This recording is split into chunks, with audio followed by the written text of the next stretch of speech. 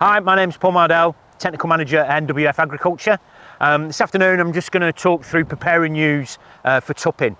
So what we probably tend to do is look at, go through the ewes 10 to 12 weeks before we want the rams to go in, and we just want to check their body condition for a start off. Ideally we'd like to split them into 3 groups, fit, fat and a thin group. The fat group could go on to some poorer grazing, although we don't really want them to lose condition because that might have a negative effect on fertility, but we just want them to hold condition. The thin ewes, obviously we want to get a little bit of condition onto them, so they will go onto some better quality grazing, and maybe introduce a concentrate at that time just to build up a little bit of condition.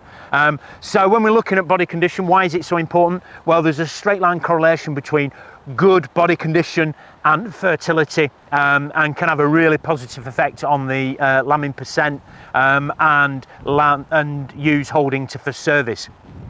So that's why it's crucial that we monitor body condition score.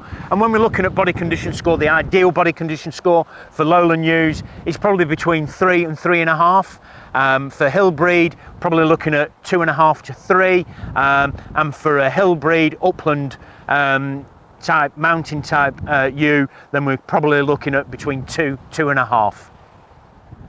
Okay, so once we've assessed their body condition score, we've split them into the relative groups, and allocated the correct grazing and energy requirements. The other thing we need to check is we just need to check the health status. So what we're talking about there is we'll check for worm burdens, so maybe get some egg fecal counts done, and if there's a worm burden in there, then we can worm them. Also check for fluke. Classic signs would be scouring, body condition loss, and you'll also see a bit of a swelling under the jaw as well, but we can also check the muck as well for fecal egg counts for fluke. So flukicide and general worm burden. The other thing we need to do is check their teeth.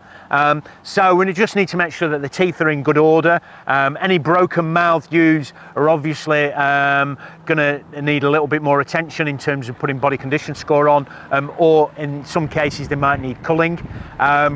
We'll also check their feet, make sure that they've been trimmed correctly, and that they've got no foot rot, also scald or any swellings or lesions on their feet. That all helps to maintain body condition score. So if we've got any of those health problems, then body condition score is going to suffer as a consequence.